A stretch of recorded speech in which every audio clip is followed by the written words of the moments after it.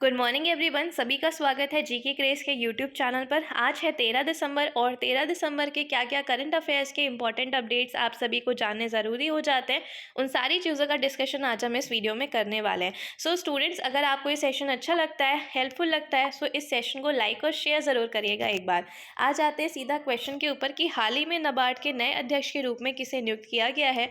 दिनेश कुमार खरे, लक्ष्मी वेंकटेश, शाजी केवी या फिर इनमें से कोई भी नहीं। सो इस क्वेश्चन का जो सही जवाब है वो हो जाएगा आप सभी के सामने साजी केवी, यानी ऑप्शन यहाँ पर सी बिल्कुल आपके सामने राइट आंसर है।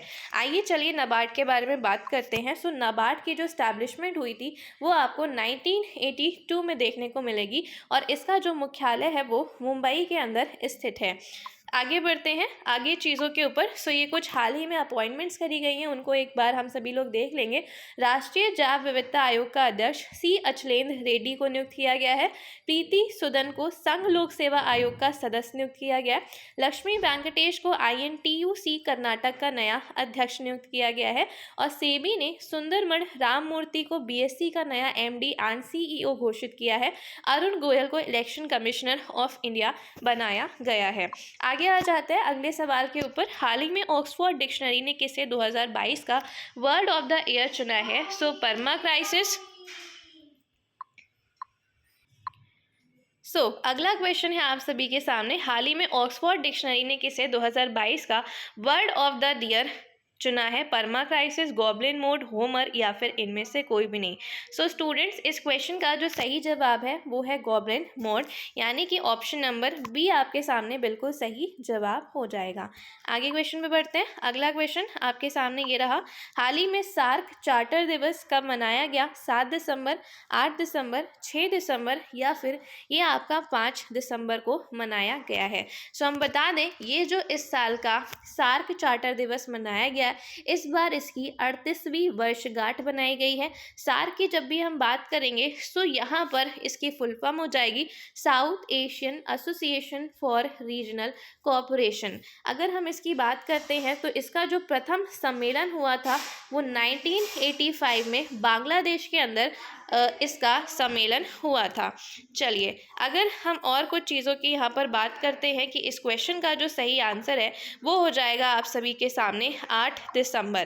क्या हो जाएगा? 8 दिसंबर। आगे बढ़ते हैं। अगला सवाल आप सभी के सामने ये रहा कि हाल ही में अपेक 2022 की मीटिंग करी गई और ये मीटिंग आपको थाईलैंड के अंदर करी गई है। कहाँ पर? बैंकॉक के अंदर।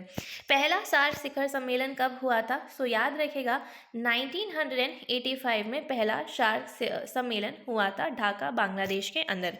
नेक्स्ट पे आ जाते हैं। Fourth heli India summit 2022 Srinagar में आयोजित किया गया था। कहाँ पर? श्रीनगर, यानी कि JNK में इसको आयोजित किया गया था। 17वां प्रवासी भारतीय दिवस की जब हम यहाँ पर बात करते हैं तो इसका आयोजन इंदौर MP के अंदर किया जाएगा। नेक्स्ट क्वेश्चन पे बढ़ते हैं। अगला सवाल आप सभी के सामने ये रहा, हाल ही में नवंबर माह में भारत का कोयला उत्पादन कितने प्रतिशत बढ़ा है? 10.66%, 83%, 11.66% या फिर इनमें से कोई भी नहीं। सो स्टूडेंट्स, यहाँ अगर हम बात करते हैं कि इस साल नवंबर के महीने तक भारत में कोयला उत्पादन कितने प्रतिशत तक बढ़ा है, तो वो है आपका 11.66%। So the correct answer is option number C. Students, अगर आपको ये वीडियो समझ में आ रही है तो सेशन को लाइक और शेयर ज़रूर कर दीजिएगा एक बार। आगे बढ़ते हैं। हाल ही में टाइम मैगजीन ने किस देश के राष्ट्रपति को 2022 का पर्सन ऑफ द ईयर यहाँ पर चुना है? सो ब्राज़ील, रशिया, यूक्रेन या फिर इनमें से कोई भी नहीं। इस क्वेश्चन का जो सही जवाब है वो हो जाएगा, अभी हाल ही में इसके द्वारा यूक्रेन के प्रेसिडेंट को पर्सन ऑफ द ईयर के रूप में चुना गया है। अगर हम बात करते हैं यूक्रेन के प्रेसिडेंट का नाम क्या है, सो व्लादिमीर जेलेंस्की यहाँ पर इनके प्रेसिडेंट का नाम हो जाता है। So the correct answer is option number C. आगे बढ़ जाते हैं। अगर हम इन कुछ पॉइंट्स के बारे में बात कर लें, सो तीसरा हाइब्रिड पावर प्लांट अभी हाल ही में अडानी ग्रीन एनर्जी लिमिटेड के द्वारा राजस्थान के अंदर स्थापित किया गया है। महासागर वेब ऊर्जा प्रवर्तक, महासागर वेब ऊर्जा प्रवर्तक की अगर हम यहाँ पर बात करते हैं, सो ये IIT मद्रास के द्वारा बनाया गया। 6 दिसंबर की बात करते हैं स्टूडेंट्स, तो इस दिन भीमराव अंबेडकर जी की डेथ एनिवर्सरी मनाई गई है। अगले क्वेश्चन पे आ जाते हैं। नेक्स्ट चीज़ें आपके सामने ये है, स्वर्ण धरोहर पर्व की जब हम यहाँ पर बात करेंगे तो हाल ही में इसको न्यू दिल्ली के अंदर शुरू किया गया था। ये एक ऐसा फेस्टिवल है जो कि 3 दिन तक मनाया गया। जाक्सा की बात करते हैं तो ये जापान की स्पेस एजेंसी है। विजेंद्र शर्मा की बात करते हैं तो इनको अभी हाल फिलहाल में ICAI का नया अध्यक्ष चुना गया है। आगे बढ़ जाते हैं। क्वेश्चन नंबर 6 आपकी स्क्रीन पर ये रहा। हाल ही में केरल सरकार ने किसे केरल कला मंडल का कुलपति नियुक्त किया है? सुंदर रमन राममूर्ति, मल्लिका साराभाई, प्रीति सुदन या फिर इनमें से कोई भी नहीं। सो स्टूडेंट्स, यहाँ जो आपका सही जवाब है वो है मल्लिका साराभाई को यहाँ पर नियुक्त किया गया है। So the correct answer is option number B. ये रही आपके सामने मल्लिका साराभाई और इन्हीं को ही यहाँ पर अभी हाल फिलहाल में नियुक्त किया गया है। अच्छा, केरल के अंतर्गत नियुक्त किया गया है। सो केरल के बारे में थोड़ी सी बात कर लें कि केरल ने वर्ल्ड ट्रैवल मार्ट में रिस्पॉन्सिबल टूरिज्म ग्लोबल अवार्ड जीता। केरल सरकार स्टार्टअप को तकनीकी लाइसेंस लागत की प्रतिपूर्ति करेगी। पूरे राज्य में सोने की एक समान कीमत वाला राज्य केरल बनाए, यानी कि अगर हम कह दें सो यूनिफॉर्म गोल्ड रेट्स आपको हर जगह देखने को मिलेंगे केरल राज्य के अंदर। केरल ने सर्वश्रेष्ठ सार्वजनिक परिवहन सेवाओं के लिए केंद्र सरकार का पुरस्कार जीता है।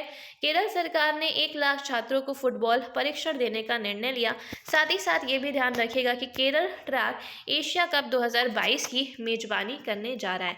आ जाते हैं अगले सवाल के ऊपर। हाल ही में किसने अपनी पुस्तक मिरेकल्स ऑफ फेस योगा का विमोचन किया? मानसी गुलाटी, शिल्पा शेट्टी, बाबा रामदेव या फिर इनमें से कोई भी नहीं। सो स्टूडेंट्स, आपको बता दें कि ये जो बुक है ये फेशियल योगा के ऊपर डिपेंड है कि क्या फेशियल योगा के क्या क्या बेनिफिट्स होते हैं किसी भी ह्यूमन को। सो ये जो बुक है मिरेकल्स ऑफ फेस योगा अभी हाल फिलहाल में मानसी गुलाटी के द्वारा रिलीज करी गई है। So the correct answer is option number A. आगे बढ़ जाते हैं। ये हाल फिलहाल में कुछ बुक्स है जिनका अनावरण किया गया। नलनाडा अंटिल वी मीट अगेन नामक पुस्तक गौतम बोरा ने लिखी। Winning the inner battle famous cricketer Shane Watson के द्वारा लिखी गई है। फ्रांसीसी लेखक रेने बावा ने अपनी नई पुस्तक न्यूक्लियराइजेशन ऑफ एशिया का विमोचन किया। हरदीप सिंह पुरी ने Delhi university celebrating 100 glorious years नामक पुस्तक लिखी है। आगे बढ़ जाते हैं। क्वेश्चन नंबर 8 आपके सामने ये रहा। हाल ही में दीना बोलुआर्ट किस देश की महिला प्रथम राष्ट्रपति ये बनी? स्लोवानिया, कोलंबिया, पेरू या फिर इनमें से कोई भी नहीं। सो आपको बता दें दीना बोलुआर्ट अभी हाल ही में पेरू देश की प्रथम महिला राष्ट्रपति चुनी गई हैं। So the correct answer is option number C. Peru की बात करते हैं तो यहाँ की कैपिटल लीमा देखने को मिलेगी और यहाँ की करेंसी सोल देखने को मिलेगी। आगे बढ़ते हैं अगली कुछ चीज़ों के ऊपर। सो अगला क्वेश्चन नंबर 9 आपके सामने ये रहा। हाल ही में किस राज्य सरकार ने एशिया के पहले ड्रोन डिलीवरी हब का अनावरण किया है?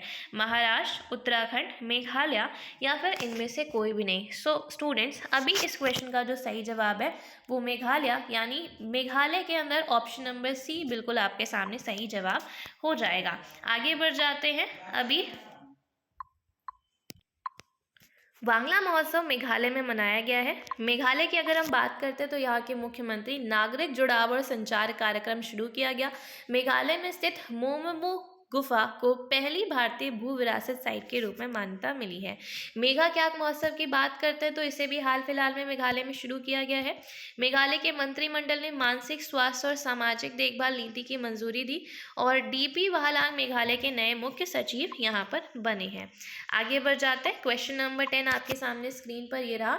हाल ही में इसरो किसके लिए स्थानिक डेटा इंफ्रास्ट्रक्चर जियोपो विकसित करेगा? सो स्टूडेंट्स, ये आज का आपका होमवर्क ऑफ द डे का क्वेश्चन है।